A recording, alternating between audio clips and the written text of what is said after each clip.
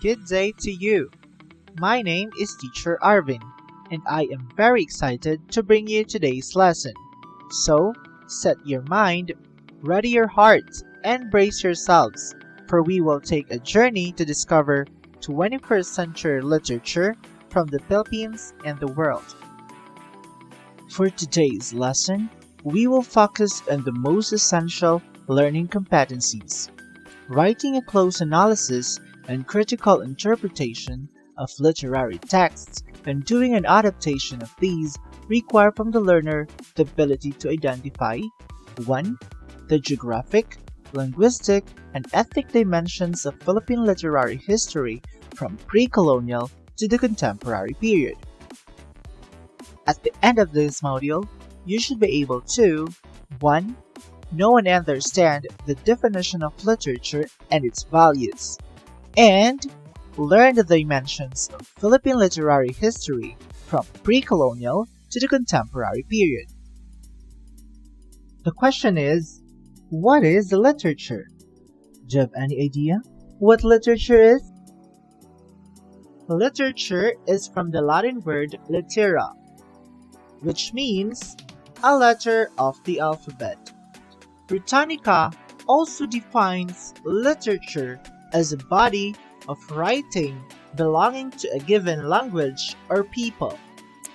Also, the 11th edition of Merriam-Webster's Collegiate Dictionary defines literature as the writings having excellence of form, or expression and expressing ideas of permanent or universal interest. Why we need to read literature? Of what value is literature? There are different importance of literature. Number 1. Reading great literature exercises the imagination, which means we meet characters and immerse ourselves in their worlds, experiencing their sorrows and joys. In a way, an active imagination helps us perceive truth, make sound judgments, and deal with our concerns in life in more creative ways. Number 2. Reading literature transports us out of our current situation into other periods and places. This means interacting with characters across space and time gives us knowledge about a specific period and culture. Now let's proceed to the third importance of literature. Reading literature enables us to see the world through the eyes of others.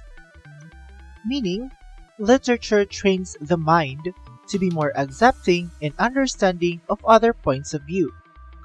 It sets aside personal prejudices to see life through the eyes of someone from another age or race. Number 4. Great works of literature have played a fundamental role in shaping society. Like, for example, the Epic of Gilgamesh became a popular and influential blueprint for literature around the world. Other landmarks include Homer's Odyssey, Dante's Divine Comedy, Shakespeare's Hamlet, and Cervantes' Don Quixote. Like in the Philippines, Jose Rizal's novels No Limitangere and El Filibusterismo and poems were the conclusion of the propaganda movement. His 2 novels portrayed corruption and oppression by the Spanish government. Andres Bonifacio, who headed the Philippine Revolution, wrote Ang Pag-ibig sa Tinubuang Lupa. Emilio Jacinto, meanwhile, the revolution's brain, wrote political essays expressed in the native language. This only shows that literature played a fundamental role in shaping society. Now let's proceed to the 5th importance of literature. Reading literature encourages contemplation and improves our language and vocabulary skills. This means that interacting and exposing ourselves to these texts develop not only our thinking abilities but also our speaking and writing skills. Number 6. Reading literature helps us understand humanity. The subject of literature is man. In the pages of a literary work, we learn about our soul, our conscience, our creative and moral faculties. Literature holds a mirror up to human nature, revealing our depths and complexities, virtues and vices. There are different Filipino literary periods. One of it is the pre-colonial period, early times to 1564. Long before the arrival of the Spaniards, ancient Filipinos were living in scattered barangays and ruled by different chieftains. Although they were living separately, they were similar in many ways. The religion, mode of dressing, houses, system of government, marriage practices, and economic activities. In short, they were refined and civilized. The process a distinct culture that distinguished them from other races. The roots of Philippine literature can be traced back to pre-colonial period. Literature in this period is any literature which existed before the Spaniards entered the Philippine soil. Literature was based on oral tradition, since no form of writing existing during that period. The only way to transmit knowledge during the pre-colonial period was acquired through observation, imitation, and practice. There was no formal education. Children were taught to read and write by their parents. Pre-colonial literature explains how the life and the world were created in the form of legends and myths. Subject matter is about the common experience of the people in the village, like their experiences in food gathering, caring for their children, nature, and etc. Now let's proceed to the pre-colonial Philippine literature. Pre-colonial literature tells the accounts of great people or supernatural heroes, as well as stories of gods and goddesses. The literary forms common in this period are riddles, proverbs, folk songs, epics, folktales, legends, and myths. The riddle uses the metaphor because it reveals subtle resemblances between two unlike objects. One wit is put to the test of answering riddles. The proverbs are nuggets of wisdom that show the community's norms, beliefs, and values. These are composed in short, rhyming verses. The folk song expresses the hopes and aspirations, the people's lifestyle, as well as their loves. Legends explains the origin of things, while epics and folktales explains how the world was created, or how the creatures possess certain traits. Some of our popular epics are Hudhud of Ifugao, Lamang of Ilocano, and Hinilawod of Sulud. Now let's proceed to the next Philippine literary period. The second is the Spanish period, which happened last 1565 to 1898. The period of Spanish colonization started in 1565 during the time of Miguel Lopez de Legazpi, the first Spanish Governor-General in the Philippines. Literature started to flourish during his time. This sprout continued unabated until the Cavite Revolt in 1872. The Spaniards colonized the Philippines for more than 3 centuries. During these times, many changes occurred in the lives of Filipinos. They embraced the Catholic religion, changed their names, and were baptized. Spanish language became the literary language. The colonizers used the Catholic religion to substitute the existing tradition. Their lifestyle changed too. They built houses made of stones and bricks, used beautiful furniture like the piano, and used kitchen utensils. Carriages, trains, and boats were used as means of travel. They held fiestas to honor the saints, the Pope, and the governors. They had cockfights, horse races, and the theater as means of recreation. Literary works had a religious tone. Doctrina Christiana was the first book to be printed in the Philippines, written by Father Juan de Palencia in Tagalog and Father Domingo Nieva in Spanish. The Spaniards rendered all writing systems inoperable. Now let's proceed to the Spanish influences on the Philippine literature. Aside from the Doctrina Christiana, the other literary works were Ang Barlaan at Tosefat, Pasyon, and Urbana at Felisa. There were also recreational plays during that time, such as Sinakulo, Zarzuela, Moro Moro, and Balagtasan. There were three popular writers during the Spanish period: Jose Rizal, Emilio Jacinto, and Andres Bonifacio. Jose Rizal's novels No Limitangere and El Filibusterismo and poems were the conclusion to the propaganda movement. His two novels portrays corruption and oppression by the Spanish government. Andres Bonifacio, who headed the Philippine Revolution, wrote Ang Pag-ibig sa Tinubuang Lupa. Emilio Jacinto, the revolution's brain, wrote political essays expressed in the native language. The common literary forms in the period were religious prose and poetry, pasyon, awit, corrido, political essays, political novels, essays, and short story. Until the 19th century, the religious orders owned and managed the printing presses. The propaganda movement was formed. It is a reform movement that arose among young Filipino expatriates in the late 19th century. The Filipino revolutionists won against the Spaniards who colonized for more than 300 years. On June 12, 1898, Emilio Aguinaldo raised the Philippine flag as a symbol of our independence. General Emilio Aguinaldo was selected as the first president of the Philippine Republic, but this was a short-lived.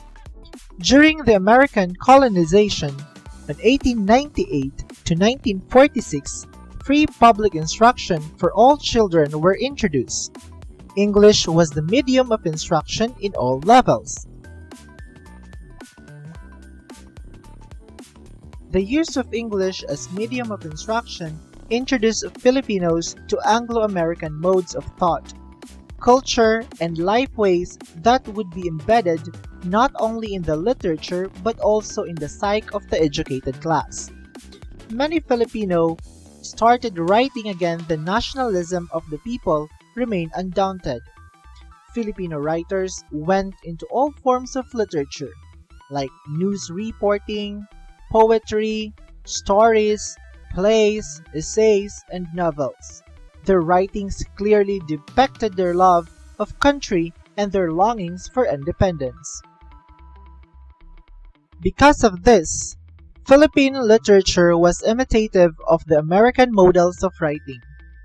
Filipino writers went into all forms of literature, like news, reporting, poetry, short story, plays, essays, and novels.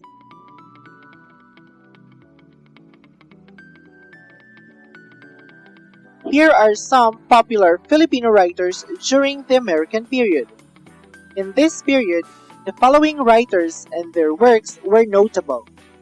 Paz Marquez Viñetes' Dead Stars was published and was made landmark of the maturity of the Filipino writers in English. Writing in a borrowed tongue, while writing about Filipino customs and traditions became prominent among major Filipino fictionists in English. How My Brother Leon Brought Home a Wife by Manuel Argelia showed the scenery folkways of Ilocania.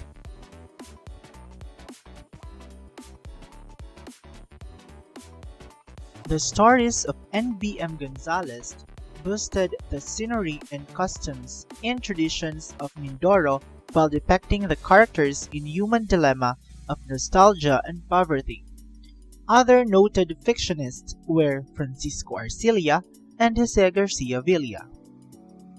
Now let's proceed to the Japanese period, 1941 to 1945.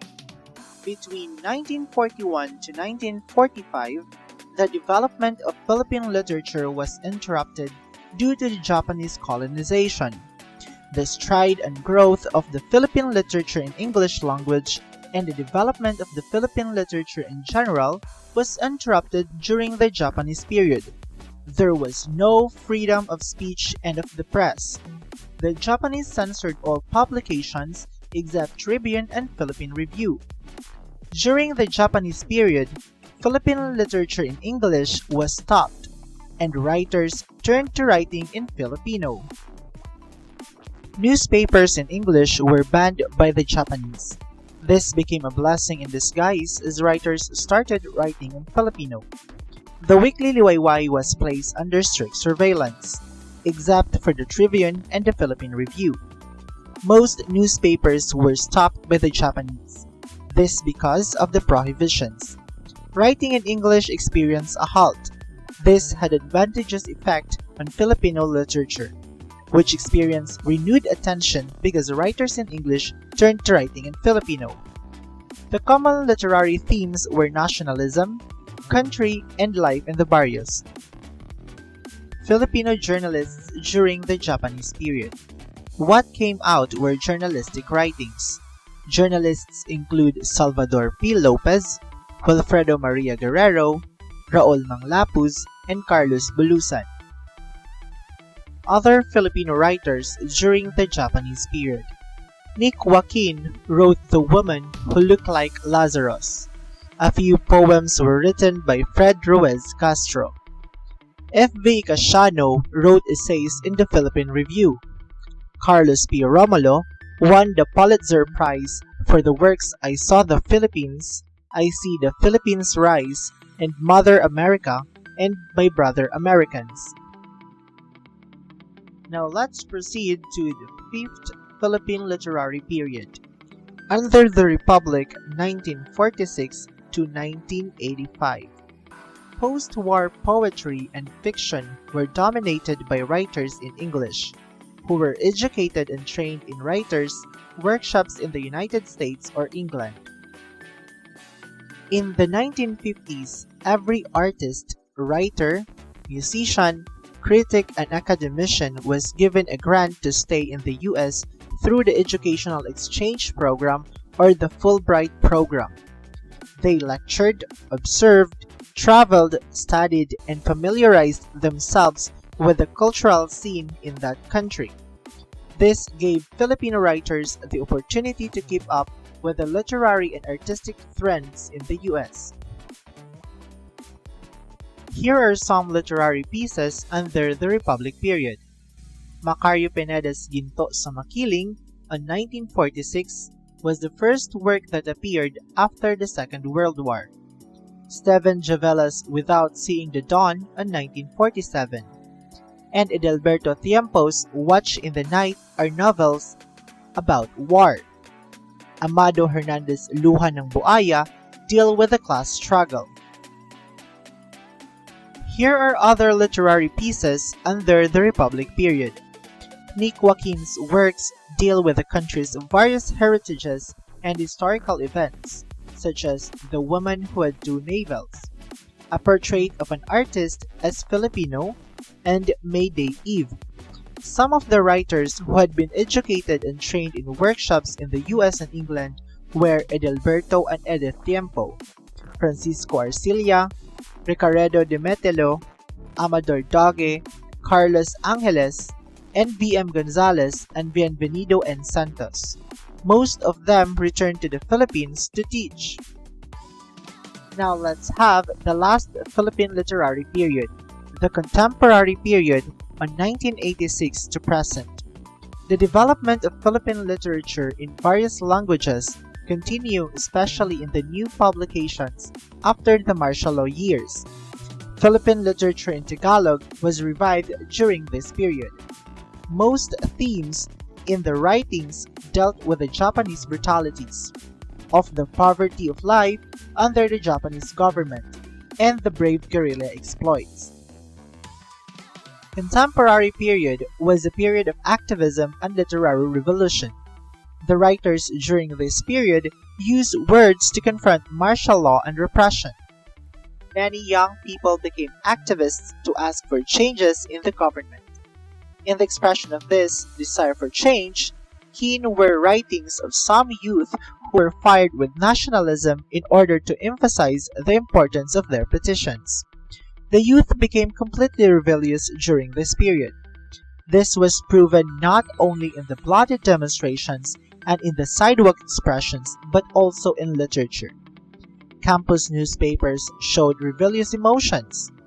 The once aristocratic writers developed awareness for society. They held pens and wrote on placards in red paints the equivalent of the word makibaka to dare. The irreverence or lack of respect for the poor reached its peak during this period of the mass revolution. This was also during this period that bomba films that discredit our ways as Filipinos started to come out.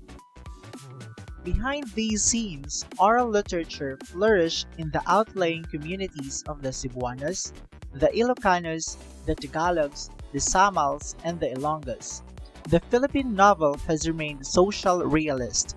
It was also in this period when writers' workshops proliferated.